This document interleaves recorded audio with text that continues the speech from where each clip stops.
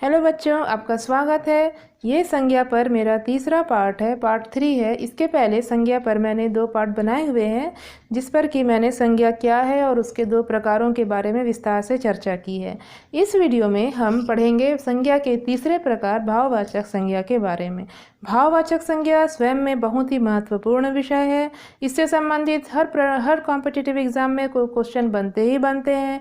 और अगर आप क्लासेस में स्कूल में पढ़ रहे हैं तो यहाँ पर भी आके आपके सामने बहुत से ऐसे प्रश्न आते हैं जो दुविधा सामने रख देते हैं, दुविधा उत्पन्न करते हैं और आपसे गलती होना स्वाभाविक हो जाता है। ठीक है, तो बहुत ज़रूरी है कि आप इसके बेसिक्स को समझें, इसकी मूल बातों को समझें, जो कि मैं आपको इस वीडियो के माध्यम से क्लियर करूंगी। मेरा यही उद्देश्य है कि मैं बहुत ही सरल भाषा में, अलग शैली में आपके सामने अपने व्याकरण संबंधित हर विषय को रखूं और हिंदी व्याकरण से संबंधित हर विषय को रखूं। और मैं आगे भी छोटे क्लास से लेकर उच्चतर हायर सेकेंडरी क्लास के जितने भी व्याकरण के विषय हैं, उन सारे विषय के कॉन्सेप्ट्स, आपके बेसिक्स कॉन्सेप्ट क्लियर करूँगी अपने वीडियो के माध्यम से। तो आप निरंतर मेरे वीडियो के साथ बने रहिएगा। मेरी यही कोशिश है कि आपके सामने अब इन विषयों को लेकर कहीं कोई डाउट ना रहे और आपको अन्य कहीं जाने की भी ज़रूरत ना पड़े। ठीक है, तो इस वीडियो में हम यही देखेंगे कि देखिए, मैंने यहाँ पे कुछ क्वेश्चंस आपके सामने रखे हैं, जिससे कि रिलेटेड आपके सारे समस्या के समाधान मैं इस वीडियो में करूँगी। सबसे पहले हम देखेंगे भाववाचक संज्ञा क्या है। तो हमें भाववाचक संज्ञा की परिभाषा को रटना नहीं है, उसके मूल बातों को समझना है कि भाववाचक संज्ञा क्या होती है। ठीक है, कैसे पहचानें। सिर्फ कुछ एक बातों को आधार मानकर हम भाववाचक संज्ञा की पहचान नहीं कर सकते। तो बहुत ज़रूरी है कि हम भाववाचक संज्ञा के शब्दों को इसकी शब्द संरचना को समझें, इसके भाव को समझें कि ये क्यों बना है। ठीक है, शब्द निर्माण कैसे होता है। भाववाचक संज्ञा शब्दों का निर्माण कुछ शब्दों से होता है। तो वो शब्द आप भी बहुत स्वयं से बना सकते हैं, जहाँ पर आके आप बहुत आसानी से अंतर भी कर सकते हैं कि इनका शब्द निर्माण जो हुआ है वो किस आधार पे हुआ है। चौथा, भाववाचक से जातिवाचक संज्ञा कैसे बनाएं। क्योंकि कुछ व्यक्तिवाचक संज्ञा शब्दों से भी भाववाचक संज्ञा शब्द बनती है, तो भाववाचक संज्ञा शब्दों से जातिवाचक संज्ञा शब्द भी बनते हैं। हो सकता है आप ये सब आप किसी साधारण बुक में न पढ़े हों, लेकिन मैं आपको आज ये सब बताने वाली हूँ। अच्छा, आपके सामने एग्ज़ाम में इस तरह से प्रश्न भी आते हैं, जो कि आपके सामने मैं कुछ रखी हूँ उदाहरण। जैसे आपके सामने यहाँ पे देखिए, इन चारों शब्दों में से पूछ सकता है कि बताइए इनमें से भाववाचक संज्ञा कौन सा है। जैसे मेहनती, ईमानदारी, लालची, अनुभवी। यहाँ पर आपको समझना है कि भाववाचक संज्ञा कौन सा शब्द है। दूसरा, यहाँ इन चारों शब्दों में आपको समझना है कि भाववाचक संज्ञा कौन सा नहीं है। ठीक है, प्रशंसा, प्रेम, स्वतंत्र, सुख। तो और यहाँ पर इन चारों शब्दों में से आपको समझना है कि भाववाचक संज्ञा कौन सा नहीं है। तो यहाँ आपा, अपनत्व, आप, अपनापन। बहुत ही इनकी शब्द संरचना इस तरह से होती है कि हम कंफ्यूज हो जाते हैं और फिर बाद में आके हमें समझ में आता है कि अरे इसमें तो ये था, तो ऐसा होना चाहिए था। तो अब आपके सामने मेरी यही कोशिश है कि कोई कन्फ्यूज़न ना रहे। तो चलिए अब आगे आपके सामने मैं इसकी विस्तार से चर्चा करती हूँ। तो देखिए बच्चों, यहाँ पर हम समझेंगे कि भाववाचक संज्ञा क्या है। ठीक है, भाववाचक संज्ञा शब्द को समझने के लिए आप सबसे पहले ये समझिए कि यह संसार 2 भागों में बटा हुआ है। पहला सजीव और दूसरा निर्जीव। अब इसके अंतर्गत जितने भी पदार्थ विद्यमान होते हैं, सबका कोई ना कोई नाम होता है। तो इन सभी पदार्थों के अंदर जो धर्म होता है, ठीक है, जो धर्म होता है, जो हमें दिखाई नहीं देता है, जिस कारण से हम उसकी पहचान करते हैं, वो कारण, ठीक है, किस कारण से हम उसकी पहचान करते हैं, उसे एक विशेष नाम देते हैं। वो जो भाव है वो क्या होता है, भाववाचक संज्ञा। जो हमें दिखाई नहीं देती है, जिसे हम अनुभव करते हैं। इस आधार पे हम इसे 4 बिंदुओं में रखते हैं। पहला अमूर्त, जो हमें दिखाई ना दे। दूसरा अनुभूति, जिसे हम महसूस करते हैं, अनुभव करते हैं। तीसरा गुण या धर्म। और चौथा कारण। तो ऐसी अमूर्त अवस्था या ऐसी अमूर्त भाव जिसकी हमें अनुभूति होती है, किसी भी पदार्थ के अंदर जो गुण या धर्म विद्यमान होते हैं, या किसी कार्य के जो कारण होते हैं, उनके कारण जो भी हमें एक अमूर्त अनुभूति होती है, वह क्या होती है, ऐसे शब्द भाववाचक संज्ञा शब्द कहे जाते हैं। कुछ उदाहरण देखिए, आपको और अच्छे से स्पष्ट हो जाएगा। जैसे यहाँ पर आम आपका आम खाते ही या तो आपको दो दो स्वाद आते हैं, खट्टा मीठा, इस तरह से, ठीक है। तो यहाँ पर देखिए, जो भी आप उसके महसूस करते हैं कि आपको क्या लगा, खट्टा या मीठा, उसका स्वाद, वो उसकी विशेषता होती है। लेकिन वह विशेषता उसकी क्यों है? क्योंकि उसके अंदर जो गुण है, उसका जो धर्म है, वो मिठास देने वाला है, ठीक है। तो वो जो मिठास है वो क्या है? उसका धर्म हुआ, उसकी गुण हुई, ठीक है। तो यही होता है भाववाचक संज्ञा, जो उसके अंदर विद्यमान है, जिस कारण से वह वस्तु या पदार्थ विशेष बन जाता है, ठीक है, जो उसकी विशेषता बताते हैं। दूसरा उदाहरण लेते हैं, बच्चा। अब बच्चा, कोई बच्चा, जैसे ये एक संज्ञा शब्द है, व्यक्तिवाचक, ये जातिवाचक संज्ञा शब्द है, बच्चा। अब यह नटखट, यह बच्चा नटखट है, यह इसकी विशेषता है। लेकिन यह विशेषता इसकी क्यों है? क्योंकि इसके अंदर जो धर्म पाया जा रहा है वो नटखटपन का धर्म है, गुण है, ठीक है। यह उसका कारण बता रहा है, दर्शा रहा है।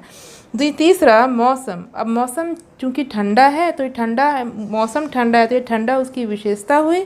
और यह चूँकि मौसम ठंडा क्यों है, क्या कारण है उसका, उसके अंदर क्या ऐसा धर्म है, क्या गुण है?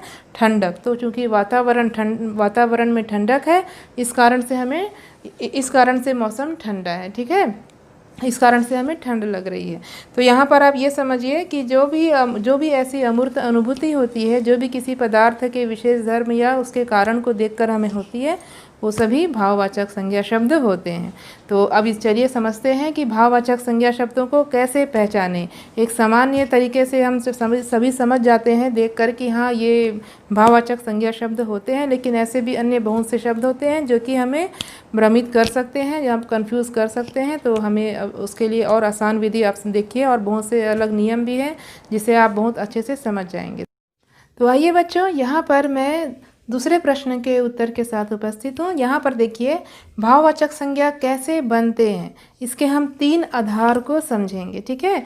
तो चूँकि सामान्य रूप से हम मूल शब्दों पर जो प्रत्यय, विशेष प्रत्यय लगते हैं, उसके आधार पर हम समझ जाते हैं कि भाववाचक संज्ञा क्या है। जैसे कि मैंने पहला आधार वही रखा है, प्रत्यय लगाकर।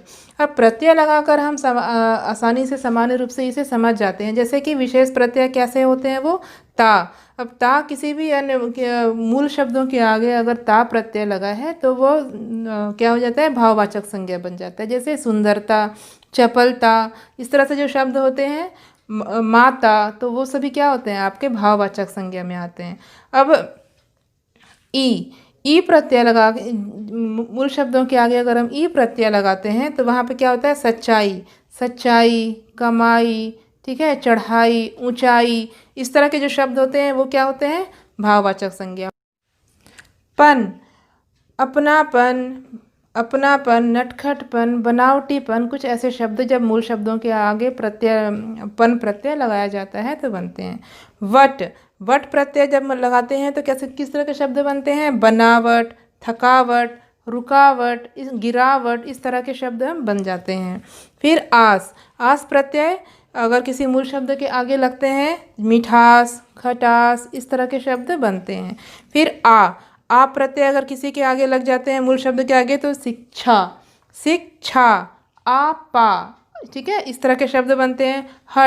हट प्रत्यय अगर किसी के आगे लगते हैं तो गर्माहट, चिकनाहट, आहट, इस तरह के शब्द बनते हैं। और भी ऐसे बहुत से विशेष प्रत्यय हैं जो कि मूल शब्दों के आगे जब लगते हैं तो आसानी से हम समझ सकते हैं कि ये भाववाचक संज्ञा है।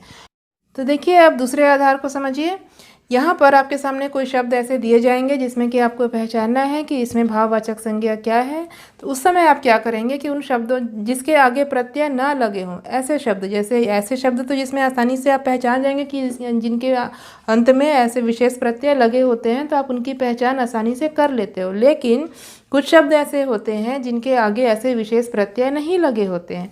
उस समय आपको ये करना है कि आपको देखना है, ऐसा एक वाक्य बनाना है। वाक्य शुरू किससे करना है? मैं से वाक्य शुरू करिए और फिर आप उस शब्द को रख दीजिए। जैसे यहाँ पर मेहनत, यहाँ मैंने मेहनत शब्द को लिया है, ठीक है। एक उदाहरण, आप अन्य उदाहरण भी रख के देखिएगा।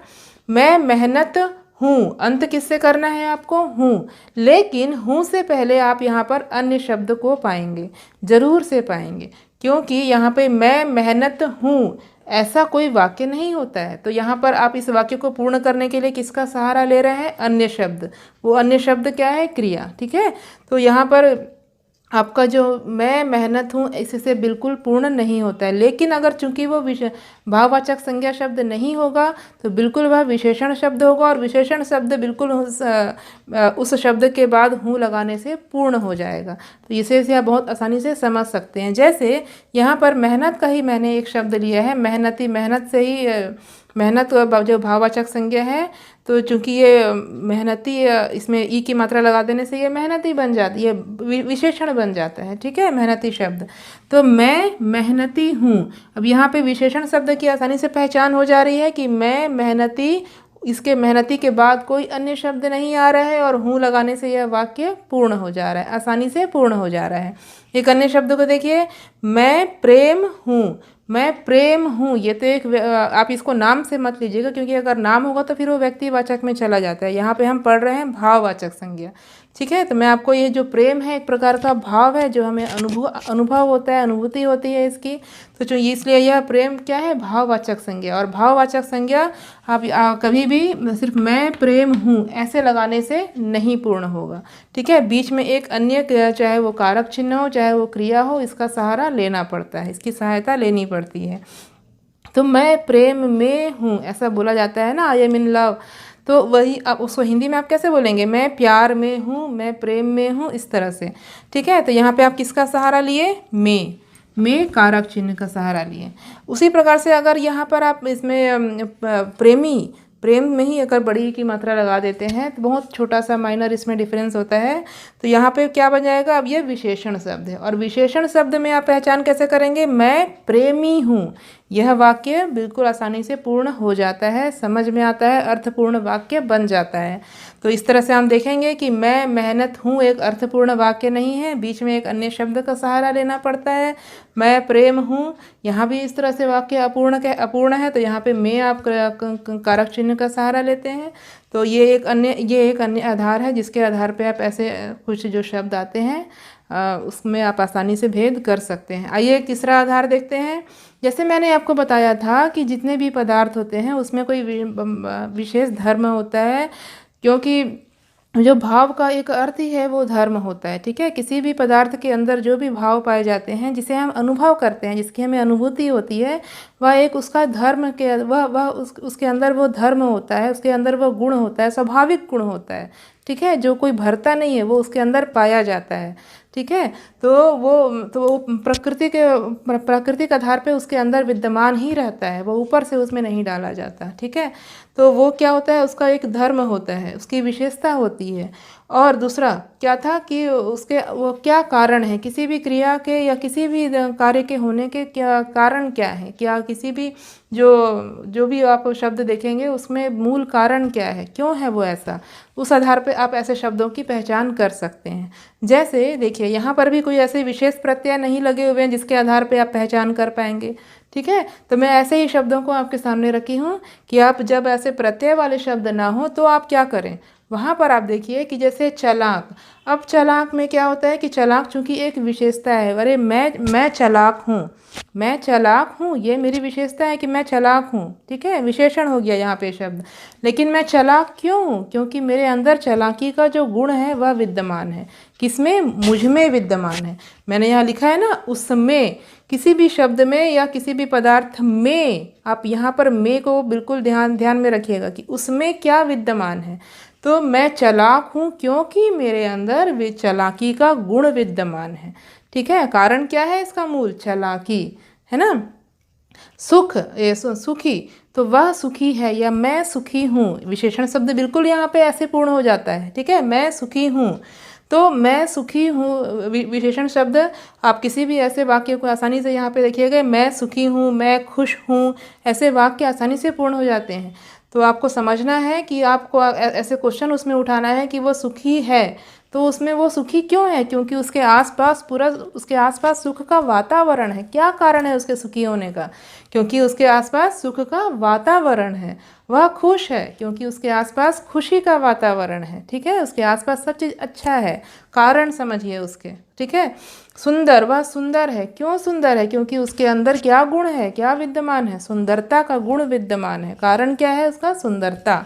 झूठी, वह झूठी क्यों है, क्योंकि उसका जो धर्म है वह झूठ बोलने का धर्म है। ठीक है। उसके अंदर जो भाव है वो झूठ का भाव है, इस कारण वह झूठी है, मैं झूठी हूँ, इस तरह से जो वाक्य बनते हैं। अच्छा, मैं अच्छा हूँ। मैं अच्छा क्यों हूँ? क्योंकि मेरा जो धर्म है वो अच्छाई करने का धर्म है। क्या धर्म है? अच्छाई करने का धर्म है। शीघ्र, शीघ्र शब्द से शीघ्रता, अच्छा यहाँ पर ये शब्द गलती से आ गया है, क्योंकि ये शीघ्र जो है एक अव्यय शब्द है, और चूंकि इसमें अंत में एक ता प्रत्यय लगा हुआ है, तो ये इस तरह के शब्द यहाँ पर नहीं आएंगे, क्योंकि यहाँ पर जिसमें प्रत्यय नहीं लगे हुए हैं ऐसे शब्दों को मैंने रखा था, तो ये शब्द यहाँ त्रुटि से आ गया है, गलती से। ठीक है, तो अब मुझे उम्मीद है कि आप बहुत अच्छे से समझ गए होंगे कि किस तरह से पहचाना जाता है भाववाचक संज्ञा को। और अब आपसे शायद कोई ऐसा शब्द नहीं होगा जो कि आपसे ना बने भाववाचक संज्ञा, और आसानी से आप भेद कर सकते हैं, भाववाचक संज्ञा को आप आसानी से पहचान सकते हैं। ठीक है, तो अब हम समझेंगे कि कैसे भाववाचक संज्ञा शब्दों का निर्माण होता है, किन शब्दों से भाववाचक संज्ञा शब्दों का निर्माण होता है, अब उसे समझते हैं। तो आइए बच्चों, अब हम समझते हैं कि भाववाचक संज्ञा शब्दों का निर्माण किन किन शब्दों के माध्यम से होता है। ठीक है, तो यहाँ पर 5 ऐसे शब्द होते हैं जिनके माध्यम से हम भाववाचक संज्ञा शब्द निर्मित करते हैं, जैसे जातिवाचक संज्ञा शब्द से, विशेषण से, क्रिया से, सर्वनाम से और अव्यय से। ठीक है, तो जातिवाचक संज्ञा शब्द जैसे आप जानते हैं कि जो कि हमें, जिनके अंदर बहुत सी चीज़ें विद्यमान रहती हैं, जिनके अंदर एक समान प्रवृत्तियाँ पाई जाती है, एक समान गुण विद्यमान होते हैं, वे सभी एक जाति का बोध कराते हैं। तो ऐसे शब्दों के अंदर जो भाव समाहित है, जो उनका गुण है, जो उनका धर्म है, जो उनके कारण है, ठीक है, उनके वैसे होने के जो कारण हैं, जो उनके धर्म, जो उनके अंदर जो गुण या धर्म विद्यमान होते हैं, जो हमें दिखाई नहीं पड़ते हैं, जो उनके अंदर भाव हैं, वो क्या होते हैं? भाववाचक संज्ञा का रूप ले लेते हैं। ठीक है, जैसे मूर्ख, एक मूर्ख के अंदर क्या गुण है? मूर्खता का गुण है, इसलिए वह मूर्ख है। एक मूर्ख के होने का कारण क्या है? क्योंकि उसका जो अंदर धर्म है वह मूर्खता का धर्म है। पंडित, पंडित का जो धर्म है वो क्या है? पंडिताई करने का धर्म है। वो पंडित क्यों है? क्योंकि वह पंडिताई करता है, ज्ञान बांटता है। ठीक है, दास, दास का जो धर्म है वो क्या है? दासत्व, जो कि उसका दास का सेवा भाव करना, तो ये क्या है? उसका एक गुण है। ठीक है, उसका एक धर्म है, कारण है उसका। ठीक है, शिक्षक, शिक्षक का अर्थ क्या होता है? शिक्षा प्रदान करना। शिक्षक का अर्थ क्या होता है? शिक्षा प्रदान करना, शिक्षा देना। तो ये इसका क्या है? एक धर्म है। ठीक है, उसी प्रकार से आप विशेषण से अन्य भी ऐसे बहुत से शब्द हैं, यहाँ पे मैं कुछ शब्दों को रखी हूँ आपको केवल एक आइडिया देने के लिए, तो आप अन्य शब्दों का भी बिल्कुल अध्ययन करिएगा। तो यहाँ पर देखिए विशेषण, विशेषण का अर्थ क्या होता है? संज्ञा या सर्वनाम शब्दों की जो विशेषता बताती है, ऐसे शब्दों को हम क्या कहते हैं? विशेषण। तो विशेषण में यहाँ पे मैंने कुछ शब्दों को रखा है, जैसे आप कठोर, कुछ शब्द जैसे यहाँ पे आप कुछ वस्तु कठोर है, तो कठोर क्यों है? क्योंकि उसके अंदर क्या गुण है? कठोरता का गुण है। ठीक है, उसका जो धर्म है वो क्या है? उसके अंदर क्या विद्यमान है? कठोरता का भाव विद्यमान है। ठीक है, गर्म, अब वो कोई वस्तु गर्म क्यों है? क्योंकि उसके अंदर गर्मी का भाव है, इसलिए वह गर्म है, उसके आसपास गर्मी है, या उसका स्वभाव जो है, जो उसका जो स्वभाव है वो क्या है? गर्मी का स्वभाव है। ठीक है, गर्म देने वाला स्वभाव है। अच्छा, गोरा, गोरा, अब यह कोई गोरा क्यों है? क्योंकि उसकी जो वह गोरा कोई क्यों दिखता है? क्योंकि उसकी जो गोराई है वह उसे गोरा बनाती है। प्यासा, कोई प्यासा क्यों है? क्योंकि उसे प्यास लगी है। उसका कारण क्या है? उसके क्योंकि उसे प्यास लगी है, इसलिए वह प्यासा है। उसी प्रकार से क्रिया। ठीक है, अब क्रिया जो कि किसी भी कार्य के होने या करने का बोध कराते हैं, तो उसे क्रिया कहते हैं, ऐसे शब्द को क्रिया कहते हैं। तो यहाँ पर कहना, अब कहना, क्या कहना है? कोई कथन ही कहोगे ना, तभी तो आप उसका कहना कहोगे। तो कोई भी चीज़ कहा जाता है तो वो कहना हो जाता है। ठीक है, क्रिया बनती है, इसका मूल क्या है? कहना, कथन। हंसना, हंसा क्यों जाता है? क्योंकि हमें हंसी आती है, तो उसके भाव क्या है? हंसी। खेलना, खेलना एक क्रिया है। अब खेलने के अंदर का भाव क्या है? खेल, हमारे अंदर का जो भाव है वो खेलना है। ठीक है, चढ़ना, कहीं चढ़ना है तो उसके अंदर का भाव क्या है? चढ़ाई। तो ऐसे ही बहुत से शब्द हैं बच्चों, सबका अध्ययन करिएगा। यहाँ मैं कुछ को माध्यम बनाई हूँ आपको समझाने के लिए। तो उसके अंदर जो गुण विद्यमान है ना, उसमें जो भाव विद्यमान है, उसमें जो धर्म पाया जाता है, जो कारण होते हैं किसी भी वस्तु व्यक्ति स्थान पदार्थ के अंदर, तो वो अभाववाचक संज्ञा में जाते हैं, जिसकी कि हमें अनुभूति होती है, उसे हम देख नहीं सकते। अच्छा, अन्य शब्द क्या है? सर्वनाम। सर्वनाम शब्द में जैसे कि अहम। अहम क्या है? एक सर्वनाम शब्द है। अब इससे क्या भाववाचक संज्ञा शब्द बनते हैं? अहंकार। ये उसके अंदर एक अहंकार का गुण विद्यमान है, ठीक है, वह उसके अंदर जो है अहम का भाव है। आप से क्या है? आपा। आपा क्या है? आपका आप क्या है? सर्वनाम शब्द है, और आपा क्या है? एक भाववाचक संज्ञा है। अपना। अपना अपना वो कोई कोई किसी को अपना क्यों मानता है? क्योंकि उसके अंदर अपनापन का भाव है। कोई किसी को अपना क्यों मानता है? क्योंकि उसके अंदर अपनापन का भाव है। दूर। अब यहाँ पे अव्यय देखिए, अव्यय अच्छा, यहाँ पे इनकी परिभाषा को भी समझ लीजिए कि सर्वनाम किसे कहते हैं?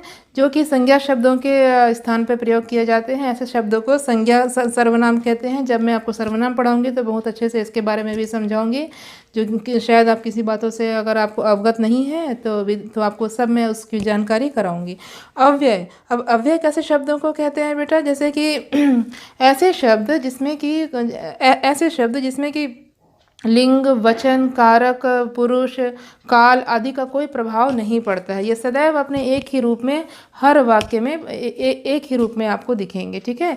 तो उसके अंदर क्या है? जो भाव होते हैं वो भाववाचक संज्ञा में चले जाते हैं।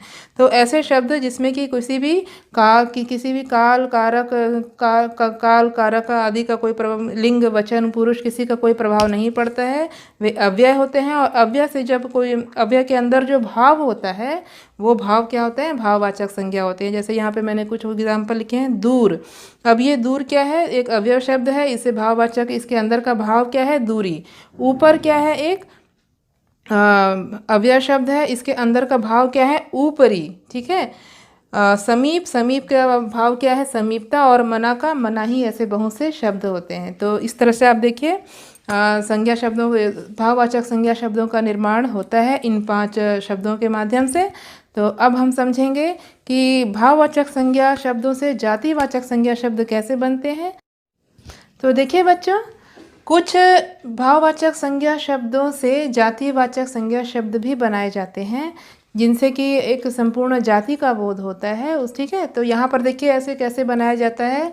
जैसे भाववाचक संज्ञा शब्द है पहनावा, ठीक है।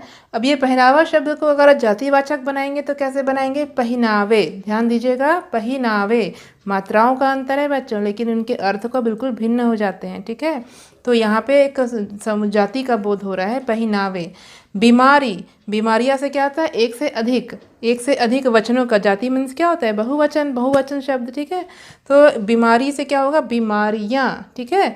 बीमारियाँ जातिवाचक बन जाएगी। आवाज़ क्या है? उसके अंदर का एक भाव है, तो उससे अगर आप बहुवचन बनाएंगे, जातिवाचक संज्ञा शब्द बनाएंगे तो आवाज़ें, ठीक है। फिर कठिन का क्या हो जाएगा? जातिवाचक संज्ञा शब्द कठिनाइयाँ। तो इस तरह से आप आसानी से इसके भेद को समझ सकते हैं कि किस तरह, कौन से शब्द जातिवाचक संज्ञा शब्द हैं और कौन से भाववाचक संज्ञा शब्द हैं और कैसे निर्मित होते हैं। कुछ शब्द ऐसे होते हैं बच्चों जिसमें कि भाववाचक संज्ञा शब्दों का व्यक्तिवाचक में प्रयोग कर सकते हैं, ठीक है। लेकिन आपको वहाँ पे समझना पड़ेगा कि उसके अंतर्गत भाव क्या निकल रहे हैं। अगर वो व्यक्तिवाचक के किसी एक विशेष व्यक्ति, वस्तु, स्थान के लिए प्रयोग हो रहा है तो बिल्कुल व्यक्तिवाचक संज्ञा होगा। अगर संपूर्ण जाति के लिए बोध हो रहा है तो जातिवाचक संज्ञा होगा। और अगर उसके अंदर के भाव का गुण बोध हो रहा है तो वो भाववाचक संज्ञा होगा। तो यहाँ पर देखिए कुछ शब्द ऐसे हैं जिसका व्यक्तिवाचक संज्ञा के रूप में भी प्रयोग किया जाता है, किंतु यह शब्द भाववाचक संज्ञा के लिए भी प्रयोग होता है। अब ऐसे कौन से शब्द हैं? जैसे पूजा एक भाववाचक संज्ञा शब्द भी है, लेकिन अगर आप इसे व्यक्ति विशेष के लिए प्रयोग करेंगे तो यह व्यक्तिवाचक संज्ञा बन जाएगा। उसी प्रकार से प्रेम एक भाववाचक संज्ञा है, तो अगर इसका आप व्यक्तिवाचक के लिए प्रयोग करेंगे तो व्यक्तिवाचक बन जाएगा। तो इस प्रकार से ये कुछ नाम है, बहुत से ऐसे होते होंगे और भी होते हैं, जैसे पूजा, प्रेम, उन्नति, जीत, नम्रता, ये सब क्या है? मनुष्य के एक भाव है जो उसके अंतर्निहित होते हैं, ठीक है, अंतर्निहित स्थित होते हैं।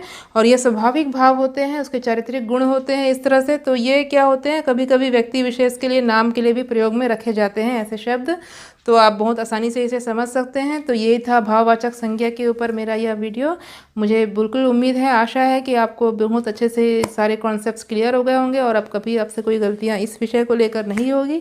मैं आगे भी निरंतर अन्य विषयों पर वीडियो बनाऊंगी। आप मुझे फॉलो करिएगा और अगर आपको वीडियो पसंद आए तो प्लीज़ सब्सक्राइब करिएगा, कुछ कमेंट करिएगा, मुझसे जो भी आपके अंदर सवाल हो तो बिल्कुल मुझसे पूछिएगा और लाइक करिएगा।